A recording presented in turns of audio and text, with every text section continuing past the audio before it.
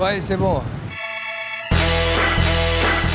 Ramayad, la secrétaire d'État chargée des sports, la Benjamine du gouvernement, ne serait plus en odeur de sainteté à l'Élysée. Plusieurs de ses prises de position auraient contrarié le président. Ça voudrait dire que la ministre préférée des Français pourrait être envoyée du gouvernement? C'est possible, ça? Allons voir.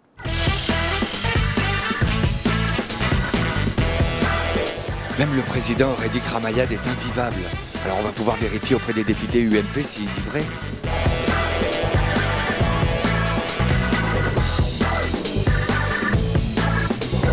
C'est vrai qu'elle est invivable, Ramayad, comme l'a entendu Nicolas Sarkozy? Et moi, je ne vis pas avec elle, donc je ne la connais pas sous cet angle.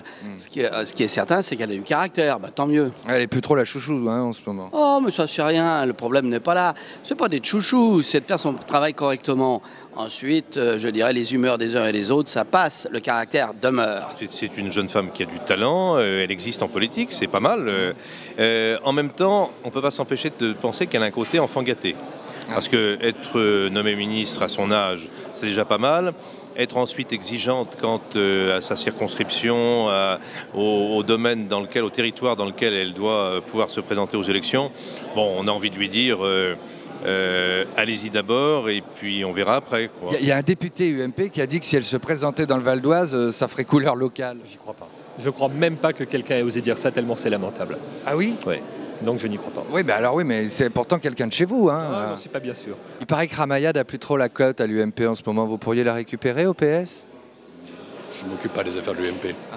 Non, mais elle a la cote, Ramayad, mais elle veut toujours avoir la circonscription qu'elle a désignée comme ça. Enfin, écoutez, merde, le Val d'Oise, c'est quand même pas le bagne. Hein.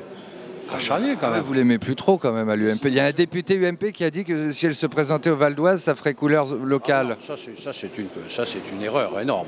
Ça, c'est pas bien d'avoir dit ça. C'est pas un député, d'ailleurs, c'est un élu local. Ah, non. Ah oui.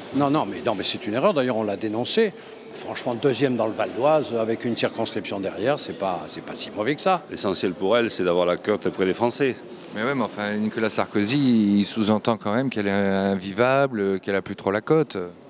Écoutez, moi, je pense qu'elle est sympathique et franchement, ça doit être très agréable de faire un dîner avec elle, avec des amis. Je pense que c'est un... En plus, elle est droit devant ses bottes. Hein. Elle a des convictions, elle les affirme. Non, elle est très sympa. Vous la trouvez plus sympa dans le Val d'Oise ou dans les Hauts-de-Seine, vous? Moi, je crois qu'il faut qu'elle reste là où elle a été élue et là où les électeurs lui ont fait confiance. Je veux dire, le nomadisme politique, c'est passé de mode.